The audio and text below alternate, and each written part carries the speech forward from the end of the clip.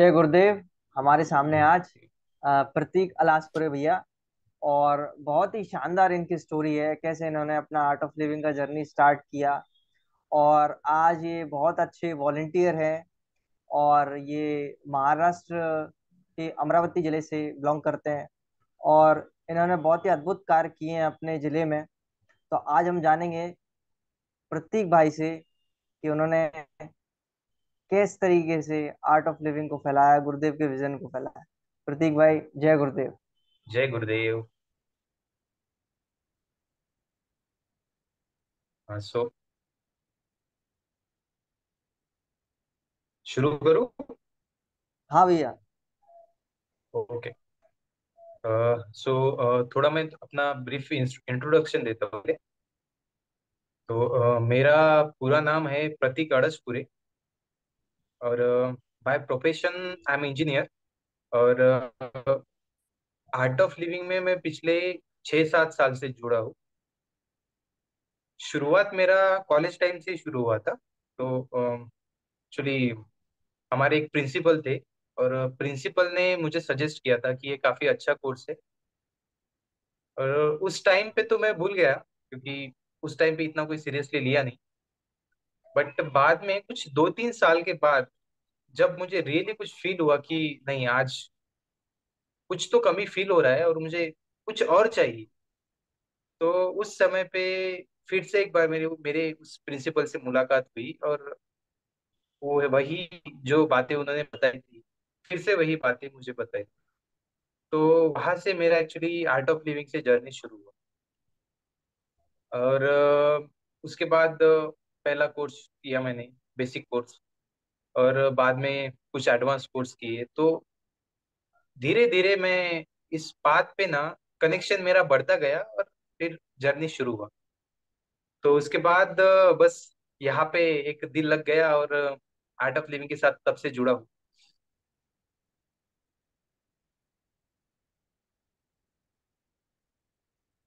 तो फिर आपने जैसे आर्ट ऑफ लिविंग के साथ जुड़ गए, तो आपको ऐसा कौन सा कोर्स ऐसा लगा कि कुछ आपको लाइफ में चमका कि ये कोर्स करने से मेरी को बहुत मल्टीपल एक्स टाइम में मेरी प्रोडक्टिविटी बढ़ गई या मेरे लाइफ में बदलाव आया। तो पर्टिकुलरली किसी कोर्स को तो पॉइंट कर नहीं सकते, क्योंकि हर कोर्स में कुछ तो अलग मिलता है। फिर भी अगर मैं हर कोर्स का एक मतलब मुझे जो ग्लिम्स मिले हैं हर कोर्स में, मैं वही बताना चाहूंगा। तो एज यूजुअल पहले जब हम बेसिक कोर्स करते हैं तो बस हमें अच्छा लगता है। हमें क्या लग रहा है ये पता नहीं, किस पॉइंट पे एक्चुअली वो कोर्स हमें पिंच कर रहा है ये भी पता नहीं चलता। ये स्पेशली मेरे साथ हुआ है। बट अच्छा लगा। और अच्छा लगा उसके बाद सजेस्ट किया सराउंडिंग जो आर्ट ऑफ लिविंग फैमिली थी कि चलो कुछ और देखो, कुछ ट्राई करो।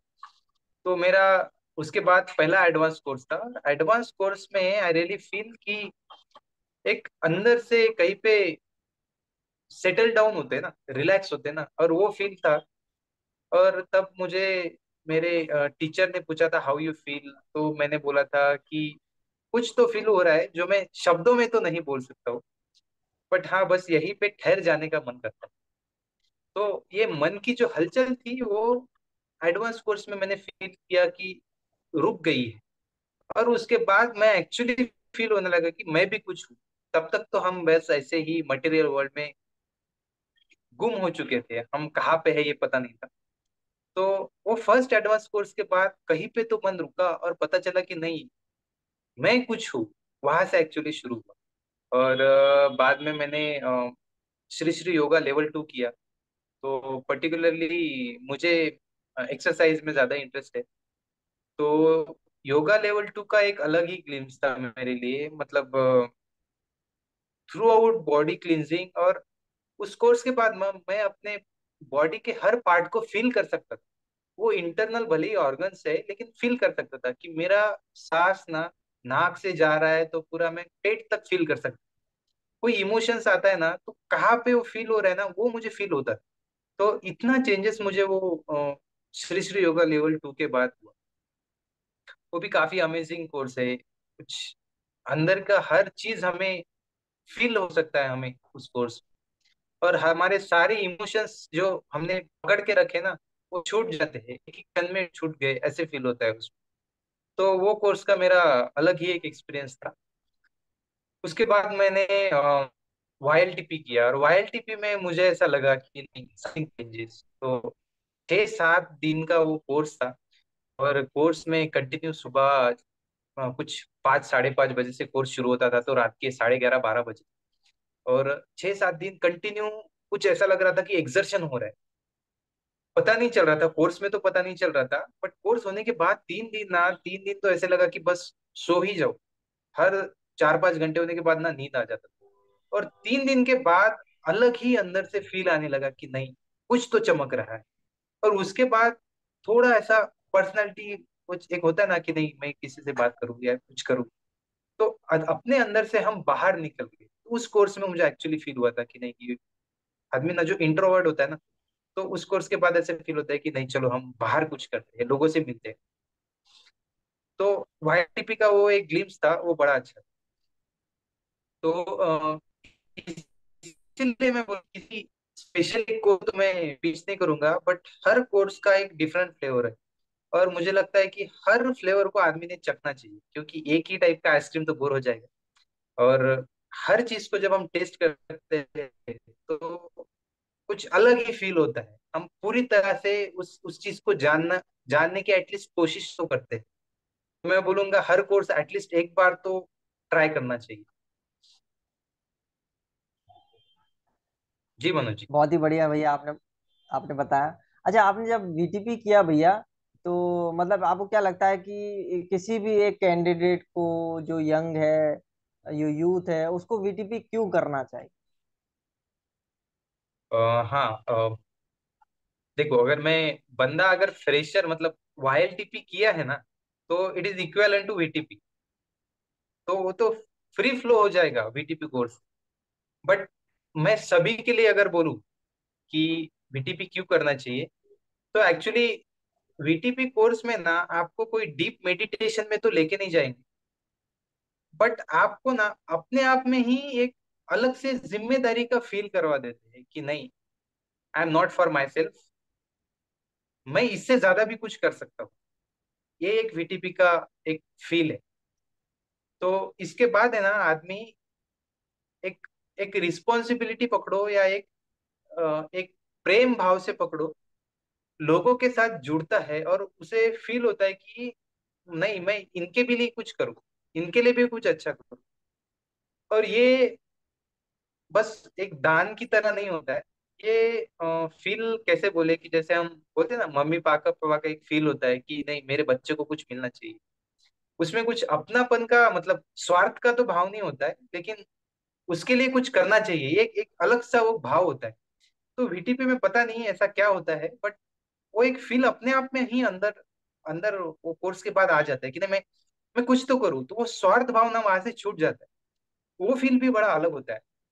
जैसे हम उसके पहले, अगर वीटीपी के पहले बंदा बोले, तो 10 लोगों से बात करेगा ना, तो अपने लिए सोचेगा कि नहीं, कि मुझे को क्या मिलेगा, मेरा क्या बेनिफिट। वीटीपी के बाद आदमी सोचता नहीं है कि मुझे क्या मिलेगा, क्योंकि उसे पता है जो मुझे है ना, मेरे पास है ना, वो बहुत है, बस मुझे बांटना है। तो उसके बाद का बस यूं ही समझिए कि मैं लोगों के लिए क्या कर सकता हूँ, ये एक अलग फील आ जाता है वीटीपी के बाद। और यही चीज है जो आदमी को अंदर से कुछ तो खोल देती है, एक फूल की तरह। एक आदमी ऐसा खुल जाता है। तो ये फीलिंग वीटीपी से मिलता है। बहुत बढ़िया आपने बताया भैया कि वीटीपी करना क्यों जरूरी है। यस। अच्छा भैया, कभी कभी इस पद पे ऐसा भी होता है कि हम, मतलब हमारा जो विश्वास है या आस्था है, वो डगमगाने लगती है। कभी आपके साथ ऐसा कभी हुआ? हाँ, होता है अभी तो। चलो, वो तो श्रद्धा मजबूत हो गई है, इनिशियली होता था। बट मैं बोलता हूँ कि अगर होता भी है ना, तो इसका कोई इफेक्ट ही नहीं आता। मतलब एक एक बार गुरुजी ने बोला था कि ज्ञान के पथ पे आप अगर 10 कदम चलते हो ना, तो हो सकता है कि 8 कदम आप पीछे आओ, लेकिन 10 कदम आप कभी पीछे नहीं आओ। तो ऐसे लोग आपको मिलेगी कि जिन्होंने 4-6 महीना सुदर्शन क्रिया की, बाद में छोड़ दी, लेकिन वो कभी छोड़ेंगे नहीं। वो 1 साल के लिए छोड़ेंगे, उसके बाद उस लाइफ में उनको पता चलेगा नहीं, इस लाइफ में कुछ मजा नहीं आ रहा है, वो फिर से टर्न अराउंड इस बात पे आएंगे। क्योंकि आर्ट ऑफ लिविंग में आपको जो अंदर से एक एहसास देती है ना, जो चीज वो एहसास देने वाली चीज है, वो बाहर मटेरियल वर्ल्ड में नहीं। और इसलिए ये मेरे साथ भी हुआ है कि मैं भी कई बार विचलित हुआ हूँ। बट फिर से पता नहीं क्यों 8 दिन 10 दिन उसके बाद, इनिशियली डेज में ऐसा कहीं पे तो फील होता था नहीं, इसमें तो मजा नहीं, फिर से मैं वो क्रिया करना ही चाहिए, उसमें कुछ अलग ग्लिम्स आता है। तो इनिशियली एक बार नहीं, 2 बार नहीं, कई बार मेरे साथ ऐसा हुआ है। बट बात छूट नहीं पाया, क्योंकि वो थोड़ा, एक बार एक्सपीरियंस आ जाता है ना, तो इतना इजीली बात छूटता नहीं। और ये काफी लोगों का एक्सपीरियंस है, जितने भी लोगों से मैंने बात की, तो इतना इजीली छूटेगा नहीं। एक बार आप अगर आ गए ना इसमें, तो इसमें ही चलो। सही है। अच्छा भैया, मैंने ये भी सुना है कि जैसे एक कहावत मेरे को याद आ रही, चक्कर देखो कि भगवान कितना भला है। तो एक बार अगर आप चख लेते ना, तो आपको पता चल जाता। सही बात है बिल्कुल, कि करेक्ट। एक बार अगर कोई आध्यात्मिक बात को फील कर लेता है तो वो लौट के जरूर आता है। करेक्ट। अच्छा, आप कभी गुरुदेव से भी मिले होंगे, कोई गुरु स्टोरी भी होगी, तो आप भैया बता सकते हैं। हाँ, गुरुजी से तो मेरा फर्स्ट टाइम का मुलाकात ही याद है। एक मन में रेस्टलेसनेस तो होता ही है। तो एक हॉल में हम सब लोगों को बिठा रहे थे, काफी लोग थे करीब, ऐसे समझ लो कि 7-8 हजार लोग होंगे। तो हमें एक लाइन से हॉल में बिठा रहे थे। तो जिस रास्ते से गुरुदेव आने वाले हैं ना, उसके मैं अपोजिट साइड में बैठा था। तो गुरुजी एंटर करेंगे लेकिन मुझे दिखेगा नहीं, ऐसी पोजीशन पे मैं था। और हम लोग ऐसे ही बातें कर रहे हैं, और काफी सारा मतलब आवाज, वहां पे नॉइज पोल्यूशन कुछ ज्यादा ही था, क्योंकि लोग सेटल हो रहे थे, बैठ ही रहे थे। और गुरुजी ने जब पहली बार पैर रखा ना उस हॉल में, तो मेरा खुद का एक्सपीरियंस ऐसा है कि जैसे ही उस हॉल में पैर रखा ना, मुझे एकदम ब्लैंक हो गया था, मेरे पास आए नहीं थे। बट मन ना अचानक से शांत हो गया था, और मुझे ना बाकी चीजें सुनाई नहीं दे रही। बस मैं ऐसे ही शांत बैठा, और तब तक बैठा रहा जब तक गुरुजी मेरे पास से नहीं गए। तो वो एक कहानी है ना कि एक जैन स्वामी थे, और उनके क्या 4-4 5-5 किलोमीटर तक सब अहिंसा ही और वो शांति फैली रहती थी, जैसे गौतम बुद्ध है, उनके आजू बाजू में सब शांति फैली। तो मेरा गुरुजी के साथ ये पहला एक्सपीरियंस था कि उनके पास भी ना, कितना भी रेस्टलेस होना मन में, वो शांत हो जाता। और रहा गुरु कृपा का, तो मेरे लिए तो काफी चमत्कार ही थे। बट मेरे एक दोस्त का चमत्कार मैं बताना चाहूंगा कि उसका एक्सीडेंट हुआ। और एक्सीडेंट हुआ तो एक्चुअली आउट ऑफ स्टेशन था, वहां पे जॉब करता था। और उस समय ना, जब उसका एक्सीडेंट हुआ तो वहां पे लोकल हॉस्पिटल ने उसमें उसने दिखाया, तो बोले कि बोन फ्रैक्चर हुआ है और आपको इसका ऑपरेशन करना पड़ेगा। तो उसने फिर, वो दिन शाम थी, शाम के समय पे इंस्टेंटली वो हॉस्पिटल गया और कुछ मेडिसिन लिए और वापस आया कि कल हम किसी अच्छे हॉस्पिटल में दिखाएंगे। तो वो अच्छे हॉस्पिटल में गया, वहां पे भी उसको वही बोला कि फ्रैक्चर है हॉस्पिटल में अभी, आपको अभी से एडमिट होके ऑपरेशन करना चाहिए। तो उसने सोचा कि यहाँ पे तो हम आउट ऑफ स्टेशन है, तो फिर वहां से 500 किलोमीटर दूर उसका घर था, तो वहां पे वो उसी दिन वापस आया कि अपना घर के पास किसी हॉस्पिटल में दिखा के ये करेंगे। तो वहां पे हॉस्पिटल में गया, वहां पे उसने मेरे को फोन किया था कि अरे ये ऐसा ऐसा हुआ है, बात हुआ मेरा उसके साथ। तो मैंने ऐसा बोला कि ठीक है, मैं एक काम करता हूँ, ब्लेसिंग ग्रुप में डालता हूँ कुछ ब्लेसिंग के लिए। तो एक हमारा ग्रुप होता है ना व्हाट्सअप, या फिर ऐसा आर्ट ऑफ लिविंग ब्लेसिंग। तो उसमें मैंने डाला कि नहीं, मेरे दोस्त का प्रॉब्लम हुआ है और उसे फ्रैक्चर ऑपरेशन बोल रहे थे, बस गुरुजी ब्लेस कर देना करके। काफी लोगों ने भी ब्लेस किया। और उस दिन ना, पता नहीं क्या हुआ, वो डॉक्टर ने चेक किया, जब 2 लोगों ने चेक किया और ऑपरेशन ही बोल रहे थे, तीसरा बंदा बोला कि पहले हम ट्राई करेंगे, मतलब रिस्क तो है, फ्रैक्चर तो हुआ है, ऑपरेशन की पॉसिबिलिटी है, बट हम ट्राई करके देखते हैं कि मेडिसिन के साथ कुछ होता है।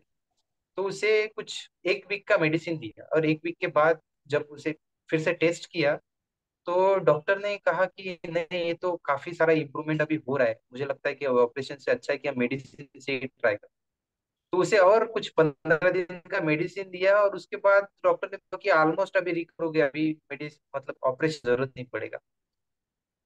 तो उसके सामने तो पता नहीं क्या उसने सोचा होगा, बट मैंने देखा है कि 3 लोगों ने ऑपरेशन के लिए बोला है, और मैंने जब ब्लेसिंग गुरुजी से ब्लेस किया, और क्या हुआ पता नहीं, कि जरूरत ही नहीं पड़ा ऑपरेशन का। तो that that I think it's a Guru grace for me. और उसके बाद मैंने उसको बताया कि देख भाई, ऐसा ऐसा हुआ है। तो उसके बाद उसने खुद कोर्स किया, उसकी बीबी को भी कोर्स कराया, अभी वो भी आर्ट ऑफ लिविंग में जुड़ गया। तो ये चेंज होता है, एक श्रद्धा बहुत जरूरी है। बिल्कुल बिल्कुल, श्रद्धा बहुत जरूरी है, बिल्कुल। ये यस। आपके जो दोस्त की स्टोरी से ही हमको पता कि कितना इम्पोर्टेंट है श्रद्धा बनाए रखना। यस। तो भैया अभी आपके फ्यूचर प्लान्स क्या है, मतलब किस तरीके से आप आगे गुरुदेव के विजन को आगे फैलाना चाह रहे हैं, महाराष्ट्र में, अमरावती में, पूरे इंडिया में? कुछ बताइए। विजन्स तो कभी बड़ा सेट तो ऐसे किया नहीं है। हाँ, बट अपने सराउंडिंग में तो मैं काफी लोगों को इस बारे में मोटिवेट करता हूँ कि नहीं, कोर्स करना चाहिए। इसका बेनिफिट हम बोल के नहीं होता है, तो वो तो एक्सपीरियंस है। तो ये चीज, और सबसे बड़ी चीज तो सेवा, और गुरुजी का विजन तो यही है कि हम अपने आप में ही ऐसे स्थित हो जाए कि हम और पोल्यूट ना करें। Pollute not only for the, सभी चीज का पोल्यूशन, यहाँ तक कि इमोशंस का भी पोल्यूशन हम ना क्रिएट करें। आई थिंक ये ज्यादा मैटर करता है। और जब हम इस फील के साथ जीते हैं ना, तो मुझे लगता है काफी सारा सेवा ऐसे ही हो जाता है। तो पर्टिकुलरली आप अगर मुझे पूछोगे, तो मैं तो सबसे पहले अपने आप में ही उस तरीके का इम्प्रूवमेंट लाना चाहूंगा। और साथ में मेरे साथ जो भी लोग कनेक्ट होते हैं, तो उस हर व्यक्ति को इस मार्ग पे लाने का अपने ओर से पूरा कोशिश करते रहूंगा। सही, बहुत बढ़िया। तो अब आप नेक्स्ट प्लान कब कर रहे हैं भैया कि हम आपसे मुलाकात कर पाएं और आप अपना कोर्स ले पाएं? हाँ, तो मेरा भी VTP हुआ है, और ऑलमोस्ट 50% सेवा कंप्लीट हुआ है। सो प्लानिंग तो इसी साल में है, ऑलमोस्ट दिवाली तक, बाय गुरु ग्रेस। तो अगर कंप्लीट हो जाता है तो टिल दिवाली, आई थिंक। उसके बाद एक्सपेक्टेड है कि मैं TTP के लिए जा पाऊँ। बहुत बढ़िया, बहुत बढ़िया भैया। आपने बहुत ही कम शब्दों में हमें बहुत सारा जो इम्पोर्टेंट चीजें थी लाइफ में, किस तरीके से श्रद्धा होनी चाहिए, वो आपने बताया भैया। इसका लिए बहुत बहुत धन्यवाद। और हम यही चाहेंगे हमारे जो व्यूअर्स हैं वो इसको देखें, इस वीडियो को, और शेयर करें, ताकि जो गुरुदेव का विजन हो वो हम पूरा कर पाए, और हम उनके एक अच्छे डिसाइपल बन पाए। तो भैया आपने समय दिया, इसके लिए बहुत बहुत धन्यवाद।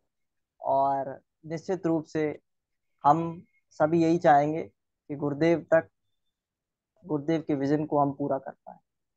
बहुत बहुत धन्यवाद भैया, आपने समय दिया। जय गुरुदेव। जय गुरुदेव।